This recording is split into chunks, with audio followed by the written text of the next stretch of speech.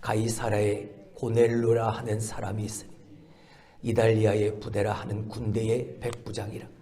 그가 경건하여 온 집안과 더불어 하나님을 경외하며 백성을 많이 구제하고 하나님께 항상 기도하더니 하루는 제9시쯤 되어 환상 중에 밝히 보매 하나님의 사자가 들어와 이르되 고넬료야 하니 고넬료가 주목하여 보고 두려워 이르되 주여 무슨 일이니까? 천사가 이르되 내 기도와 구제가 하나님 앞에 상달되어 기억하신 바가 되었으니 내가 지금 사람들을 요바에 보내어 베드로라 하는 시몬을 청하라. 그는 무도장이 시몬의 집에 유숙하니 그 집은 해변에 있다 하더라. 마침 말하던 천사가 떠나매 고넬료가 집안 하인 둘과 부하 가운데 경건한 사람 하나를 불러 이 일을 다 이루고 요바로 보내니라. 아멘. 어떤 분이 그런 말씀을 하시더라고요. 이렇게 교회 마당을 들어오시면서 와, 교회가 꽃동산이 됐네 라고 말이죠. 여러분들도 오늘 교회로 오시면서 다 보셨을 겁니다. 여기저기 빨간 꽃도 있고 산딸기도 열렸고 포도도 알갱이가 이렇게 맺혀가는 그런 모습들을 다 보셨을 겁니다. 한 사람의 마음이 교회를 사모하고 은혜를 사모하고 하나님을 사모하는 그 한 사람의 마음을 같이함을 통해서 이러한 아름다움을 만들어냈다면 얼마나 많은 사람들, 그러니까 성도들 모두가 다 그 마음을 같이 하게 되어지면 얼마나 아름다울까. 할렐루야, 할렐루야. 집사님, 음악 소리가 나요. 모두의 마음이 다 하나가 되어진다면 한 사람이 마음을 같이 할 때 보였던 이 아름다움보다 모두의 마음이 다 같이 되어진다면 얼마나 아름다운 하나님의 기적을 보게 되어질까. 말씀을 준비하면서 그 생각이 참 많이 들었습니다. 아까 광고 시간에 잠깐 말씀을 드렸지만 내가 뭐 대단한 사람이 아니고 내가 뭐 많은 것을 가지고 있지 않지만 교회를 생각하고 교회의 어려움을 함께 나누고 그 마음을 가지고 같이 하니까 1억이라는 결산을 보게 되어지고 400만 원, 500만 원 가까이 되는 그 대출금과 그 이자까지도 갚게 되어지고 선교헌금도 보낼 수 있게 되어지고. 할렐루야. 조금만 더 우리가 마음을 같이 하면, 조금만 더 그 마음을 같이 해서 교회를 위하고 하나님의 나라와 그 뜻을 위한 삶을 먼저 살게 되어진다면 얼마나 놀라운 하나님의 기적을 보게 되어질까. 할렐루야. 한 사람 한 사람이 그 마음을 가지게 되어지고 그 한 사람 한 사람이 모여있는 작은 공동체, 작은 천국, 그 가정 안에도 이러한 마음을 같이 하는 모습이 보여지게 되어진다면 그 가정이 얼마나 아름답겠습니까. 할렐루야죠. 할렐루야죠. 5월 흔히 가정의 달이라 부르게 되어지고 이번 주는 원래 어린이 주일, 다음 주는 어버이 주일, 그리고 그 다음 주는 부부의 날, 뭐 이렇게 많은 행사들이, 가정에 대한 행사들이 있습니다. 근데 우리는 첫 주간 어린이 주일, 어버이 주일 연합으로 해서 가정 주일 이렇게 해서 가정을 생각하고 또한 그 가정을 되돌아보고 하나님 우리 가정, 우리를 통하여 세우신 그 가정 안에 하나님의 사랑, 하나님의 마음을 담기 위해 다시 한 번 더 깊이 묵상하는 시간을 마련해 가고 있습니다. 오늘 이 가정주의를 맞아서 오늘 저는 여러분에게 성경에서 소개하고 있는 우리가 본받을 만한 그런 한 가정을 소개하고 싶습니다. 그 사람의 가정은 고넬료라는 가정이죠. 고넬료라는 사람의 가정입니다. 이 고넬료라는 사람은 대단한 사람 아닙니다. 아브라함의 후손이 되어져서 조상 대대로 예수 하나님을 믿었던 그 믿음의 가문의 사람이 아닙니다. 그는 이방인입니다. 그는 로마의 백부장입니다. 그는 이방인입니다. 그는 유대인도 아니었습니다. 근데 오늘 사도행전 10장은 믿음의 본을 보이는 가정, 믿음의 가정을 얘기하면서 이 고넬료의 가정을 우리에게 소개해주고 있습니다. 이 고넬료의 가정을 가만히 들여다보면 이방인이었고 군대의 백부장이었던 대단하지도 않은 사람, 기독교인, 그 기독교적 신앙의 관점으로 보게 되어질 때, 근데 그런 변변찮은 믿음을 가지고 있을 것 같은 이 가정을 왜 믿음의 가정으로 제시하고 있는가? 그의 가정을 들여다보면 신앙과 믿음의 가장 이상적인 모습을 보이고 있고, 그 모습이 오늘 우리의 삶에, 우리의 가정에 본이 되어지기 때문입니다. 그래서 성경은 그 고넬료의 가정에 일어났던 그 일을 세세하게 기록해 놓고 있는 것이죠. 고넬료는 로마의 군인, 특별히 백부장이니까 공무원입니다. 관료 출신이죠. 우리가 관료, 군인하면 들으면 가장 먼저 떠오르는 인상이 어떤 인상입니까? 딱딱하죠. 꼿꼿한 모습이죠. 경직되어져 있는 느낌부터 받게 되어집니다. 근데 오늘 이 고넬료라는 이 백부장은 너무나 인간답고 너무나도 자상한 모습을 그 가정의 이야기를 통해서 우리에게 보여줍니다. 고넬료 그의 가정의 분위기를 생각해 보면 우리의 믿음의 가정에 있어서의 그래서 성경은 그 가정을 믿음의 가정으로 제시하고 있구나라는 걸 우리가 깨닫게 되어집니다. 가정에 있어서의 분위기는 참 중요합니다. 그 분위기가 가족 구성원 한 사람 한 사람의 생각이나 의식, 그 마음에 영향을 끼치기 때문이죠.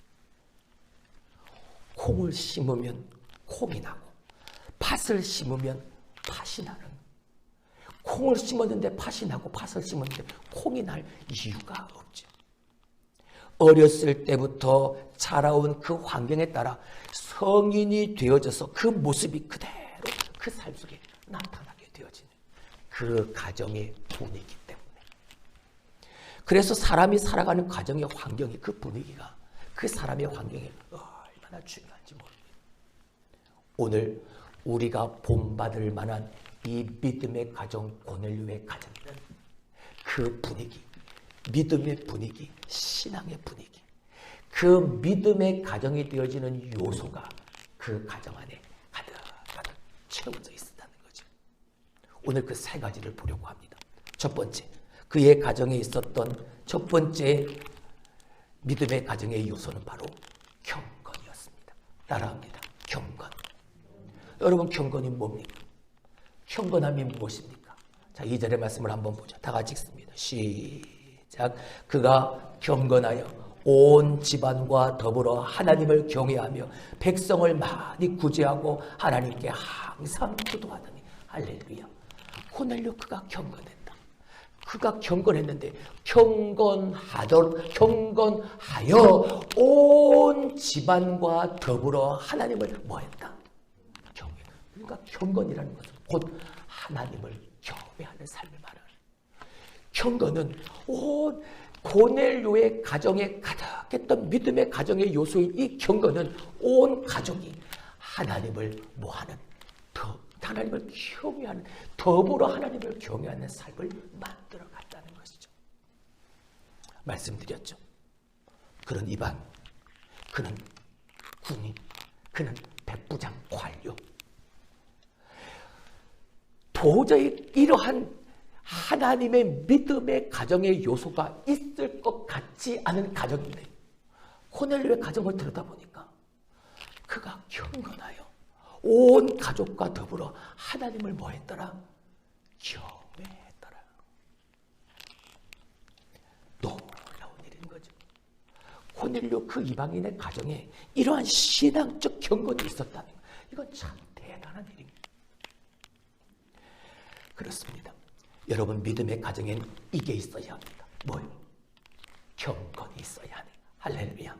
따라합시다. 우리의 가정에 뭐가 있다? 할렐루야. 우리 집에, 우리의 가정에 이게 있다. 뭐가? 경건. 이 경건의 요소가 한 사람 한 사람 가족 구성원들의 정신이나 생각이나 의식이나 삶에 간접적으로 영향을 끼치는 겁니다. 아버지 고넬료의 이 경건함이 그 가정의 구성원들에게 영향을 미친 거죠. 그러니까 온 가족과 더불어 하나님을 경외합니다. 누가요? 고넬료의 가정. 오늘 가정에는요, 이 경건의 모양은 갈수록 적어들고 세상적인 세속적 요소들이 가득 차 있는 모습을 보게 되어집니다. 어린아이들이 생각을 할 정도가 되어지면 아이들이 TV를 켜고 따라하기 시작합니다. 가수들, 유명한 아이들의 춤을, 어른들의 노래를 따라하기 시작하죠.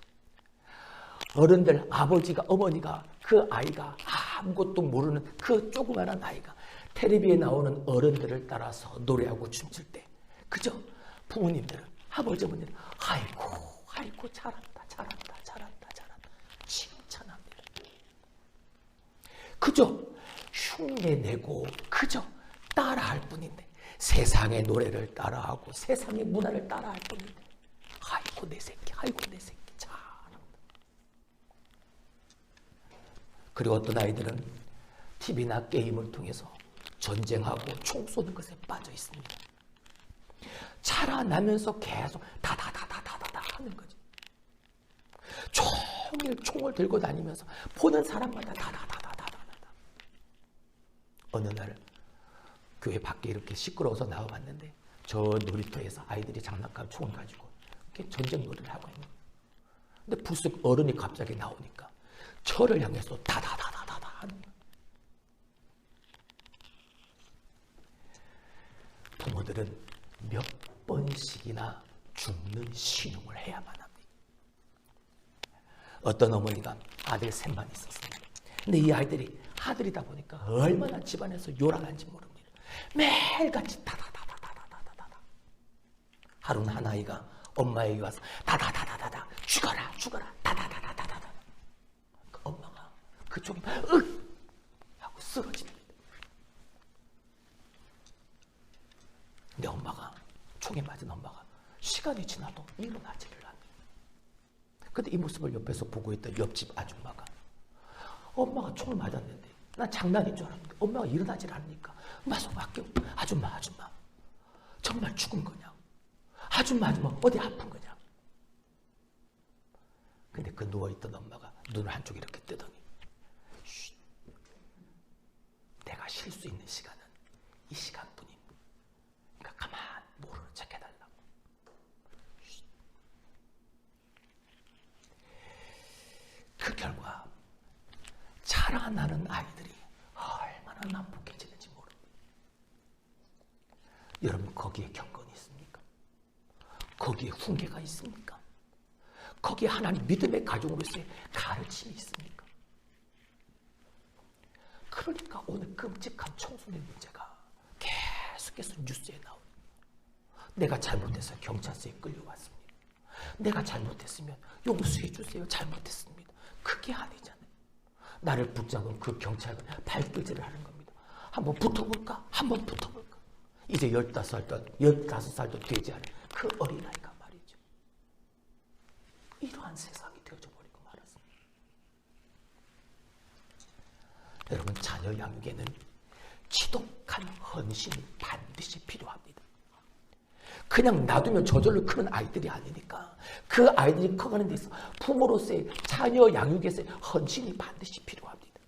물질도 필요하고 정성도 필요하고 보살핌도 필요하고 그 헌신이 당연히 들어가야 합니다. 근데 거기에 신앙인에게 있어서 가장 중요한 뭐가 있어야 한다? 경건이 있어야 한다. 할렐루야. 고넬료, 그가 경건하여 온 집안과 더불어 하나님을 경외하였더니, 할렐루야. 지금 우리의 가정에는 이게 빠져요. 오늘 성경에서 이 고넬료의 가정을 믿음의 가정으로 우리에게 소개하고 있는 가장 그 첫 번째가 바로 이것. 그 가정의, 이 믿음의 가정의 가장 바람직한 요소인 이 경건을 대해서 얘기하고 있는 것. 그가 경건하여 온 집안과 더불어 하나님을 경외했다. 여러분, 이 말의 결과가 어떻게 이어집니까? 이어지는 34절, 35절의 말씀을 한번 보시죠. 베드로가 입을 열어 가로되. 잠깐만. 베드로가 입을 열어 말하되 내가 참으로 하나님은 사람의 외모를 보지 아니하시고 각 나라 중 하나님을 경외하며 의를 행하는 사람을 다 받으시는 줄 깨달았도다. 환상을 보았죠. 응답을 받았죠. 누가? 고넬료가 기도하는 가운데 베드로를 청하라. 그리고 그 베드로를 만나러 사람을 보내라. 할 바를 알지 못하고 어디로 그냥 갑니다. 가서 무두장의 집 시몬의 집에 있는 베드로를 찾아가죠. 근데 그 베드로도 환상을 보았습니다. 그리고 고넬료를 만나게 되었죠. 고넬료 집에 왔죠. 고넬료를 보고 저 말을 하는 겁니다. 하나님은 정말 사람을 외모로 취하시는 분이 아니시구나. 너를 보니까 각 나라 사람들 중에서 하나님을 경외하며 의를 행하는 사람 다 받으시는 줄 내가 뭐했다? 깨달았다. 왜? 그는 이방인이었으니까. 여러분, 이 일로 말미암아 11장 1절로 가게 되어지면 예루살렘 사람들이 혼동이 생기기 시작하는 거. 왜? 이방인에게도 하나님의 말씀이 임했다고 하니까, 하나님의 성령이 임했다고 하니까 그들은 혼란스러울 수밖에 없었죠. 근데 그 하나님의 은혜가, 하나님의 역사가 저 이방인 가운데도, 그 가정 가운데도 분명하게 살아 역사했던 이유가 무엇입니까? 그가 경건하여. 할렐루야. 사랑하는 성도 여러분, 이것이 믿음의 가정의 가장 중요한 첫 번째 요소인 것. 저와 여러분의 가정에 이 경건이 있게 되어지길 주님의 이름으로 축원합니다. 할렐루야. 두 번째, 고넬료의 가정에 뭐가 있었길래? 두 번째는 기도가 있었다. 따라합시다. 뭐요? 기도. 어디에? 우리의 집에. 따라합시다. 우리의 집에, 우리의 가정에 뭐가 있다? 기도가 있다. 다시 2절의 말씀을 봅니다.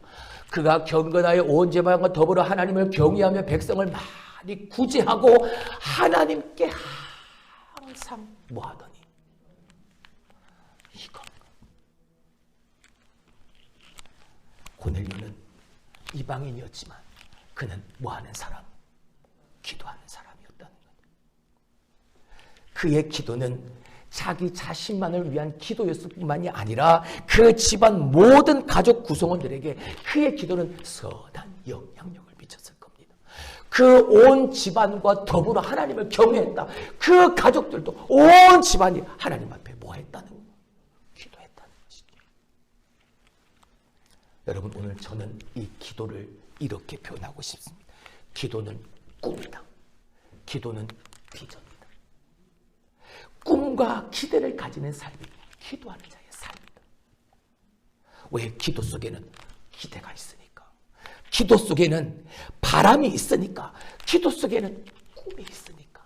하나님이 응답하실 것에 대한, 하나님께서 이루실 것에 대한. 할렐루야.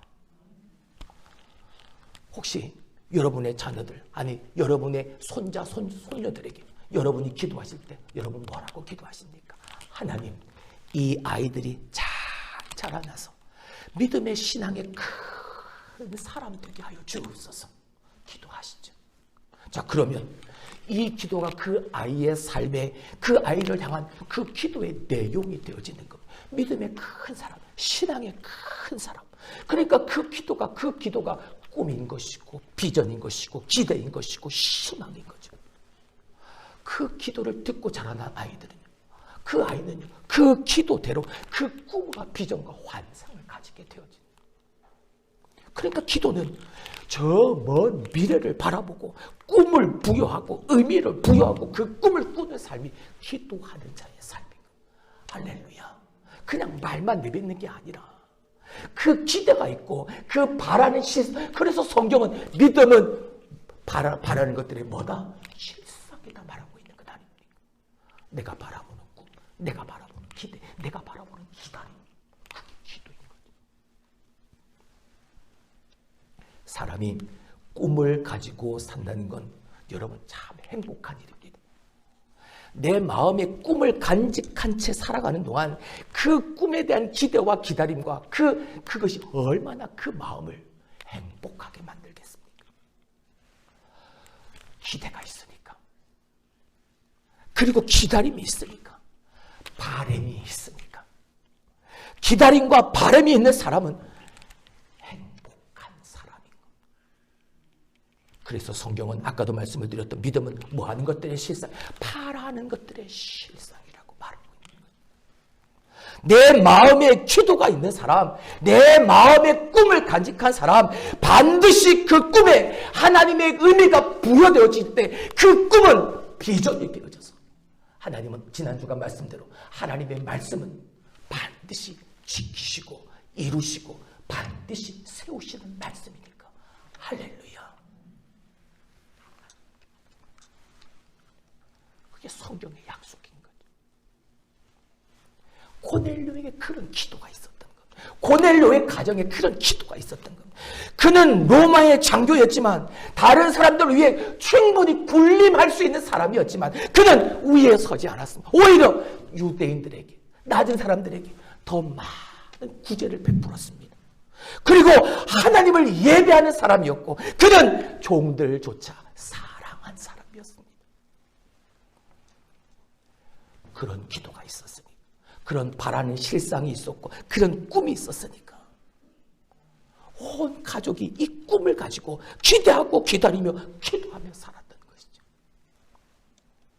사랑하는 성도 여러분, 저와 여러분의 가정에 이 기도가, 이 꿈이, 이 바라는 실상이 가득가득 채워질 수 있길 주님의 이름으로 축원합니다.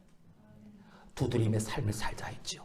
첫 번째 두드림은 노크, 하나님 앞에 구하고 찾는 그 삶이라고 말씀드렸습니다. 두 번째 두드림은 두드림 오퍼, 하나님 앞에 드리는 삶이라고 그랬죠. 세 번째 두드림은요, 두드림 꿈. 그 꿈에 하나님의 의미가 부여졌을 때 그 꿈이 비전이 되어지고 그 꿈과 비전을 하나님은 반드시 이루신다는 확신을 가지는 삶을 살자. 그 두 드림에 하나님의 꿈, 그 비전을 이루어가는 기도로 가득 채워져 있는, 기도가 여러분의 꿈이요, 기도가 여러분의 기대요, 기도가 여러분의 모든 것이 되어질 수 있는 복된 가정이 되기를 주님의 이름으로 축원합니다. 자, 세 번째, 믿음의 가정의 요소의 세 번째, 고넬료 가정에 있었던 건 바로 응답이었다는 사실. 할렐루야. 자, 처음에 뭐가 있었습니까? 하나님을 예배하는 경외가 있었습니다. 두 번째는 그 하나님을 예배하며 그 가정에 늘 기도가 있었어요. 꿈이 있었고 비전이 있었습니다. 기다림이 있었고 기대가 있었습니다. 그 기다림을 가지고, 그 기대를 가지고 기도했더니 하나님이 결국에 그의 가정에 뭐 하시더라? 응답하시더라. 3절 말씀을 봅니다. 3절 4절. 하나님, 하루는 제9시쯤 되어 환상 중에 밝히 보매 하나님의 사자가 들어와서 이르되 고넬료야 하니 고넬료가 주목하여 보고 두려워 이르되 주여 무슨 일이니까? 천사가 이르되 네 기도와 구제가 하나님 앞에 상달되어 기억하신 바가 되었다. 할렐루야. 멋있지 않습니까? 여러분, 이 고넬료의 가정이 정말 대단하지 않습니까? 경건함으로 하나님 앞에 기도했더니 하나님이 뭐 하시더라? 응답하시더라. 지성이면 감천이라는 옛말이 있습니다. 무슨 뜻입니까? 지극정성을 다하면 하늘도 감동, 감화 받는다라는 말이죠. 여러분, 고넬료가 그냥 형식적으로 기도했겠습니까? 이방인이며 로마의 군대 백부장이었던 그가 예수 그리스도를 믿고 하나님의 말씀을 따르며 그가 형식적으로 하나님을 예배했을까요? 형식적으로 하나님의 이름을 불렀을까요? 아니요. 저는 분명히 아니라고 단언합니다. 왜요? 이방인에도, 그리고 군대의 백부장이었음에도 그렇게 하나님을 섬기고 하나님을 예배할 수 있을 정도라면 형식적 종교에 얽매이지 않은 삶을 살았을 테니까요. 목숨을 걸었을 테니까, 생명을 걸었을 테니까. 그 기도가 그냥 중언부언하는 기도가 아니었을 것이라는 것이죠. 생명을 걸고 힘을 다하고 마음을 다하는 그 기도였을 것이라는 거죠. 그러니까 그렇게 기도했더니, 그렇게 하나님 앞에 경건하며 하나님을 예배했더니 어느 날 기도 시간에 천사가 나타나 고넬료야, 고넬료야, 너의 구제와 너의 기도가 하나님께 상달되어 하나님이 기억하신 바 되었다. 할렐루야.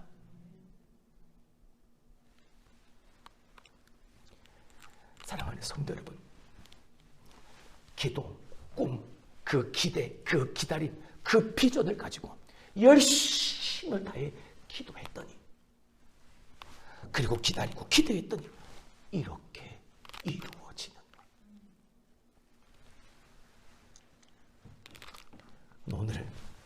꿈이 없는 사람들이 얼마나 많이 있는지 모릅니다. 꿈이 없는 사람들이 얼마나 많이 있는지. 기도가 없고 하늘을 바라보는 더 이상의 기대도 없는 거지. 그래서 세상은 온통 불화와 갈등으로 가득 차요. 세상에 갈등이 일어나고 불화가 일어나는 그곳엔 소망이 없습니다. 어떤 기대도 없는 거죠. 아까 소두에 잠깐 말씀을 드렸죠. 마음을 같이 하는 교회에 대한 기대가 있으니까 한 사람의 그 마음의 변화가 놀라운 일, 아름다운 일을 만들어가는 것처럼 불화와 갈등이 있다면 그 소망, 그 기대는 없는 겁니다. 하지만 기대와 소망이 있다면 불화와 갈등은 사라져버리는 거죠. 할렐루야. 가까워야 될 관계가 껄끄러운 관계가 되어져 버리구만. 평생 부부는요 닮아간다고 하죠. 왜? 같은 곳에서 같이 먹고 같이 자고 같이 생각하고 하니까 부부는 닮아간다.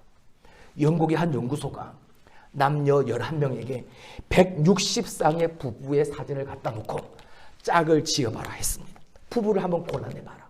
근데 절반 이상의 부부를 찾아냈다고 합니다. 왜요? 닮아가니까. 부부는 닮아가는 게 정상인 겁니다.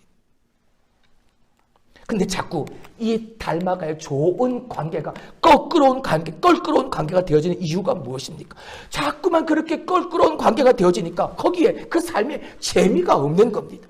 즐거움이 없는, 더 이상 어떤 기대가 없는, 기다림이 없는 거죠. 여러분 얼마나 불행한 일입니까? 사랑이 자리 잡아야 할 그곳에 미움이 자리 잡고 증오가 일어나니까 얼마나 안타깝습니까? 가슴 아픈 일이죠. 억지로 살아가는 부부가 얼마나 많이 있습니까? 그 마음에 미움이 얼마나 가득하며 기대함이 얼마나 없으면. 일본의 한 통계에 의하면 먼저 아내가 세상을 떠난 남편은 한결같이 다 일찍 죽더랍니다. 근데 남편을 먼저 사별한 할머니들은 하나같이 다 장수하더라. 여러분, 왜 이렇게 불편하고, 왜 이렇게 미움을 갖고, 왜 이런 관계가 되어져 버렸을까? 그 안에 뭐가 없기 때문이요? 기대가 없기 때문이고, 소망이 없기 때문인 거예요. 소망이 없으니까 증오하고 미워하는 것으로 가득 차 있으니까. 그 남편이 죽고 떠났는데 나는 이제 그 미움과 증오의 대상이 사라져 보니까 오랫동안 장수하게 되어져. 왜 그런 관계가 되어졌냐는 거죠. 이 좋은 관계가 이렇게 끔찍하게 된 데는 꿈이 없고 기도하지 않기 때문에, 비전이 없기, 소망이 없기 때문에, 기도가 없고 기다림이 없기 때문인 겁니다. 그러니까 그날 그 삶에 어떠한 발전도 없고 어떠한 변화도 없고 어떠한 즐거움도 없는 거죠. 그냥 마지못해 사는 삶인 거예요. 교회도 마찬가지, 신앙도 마찬가지.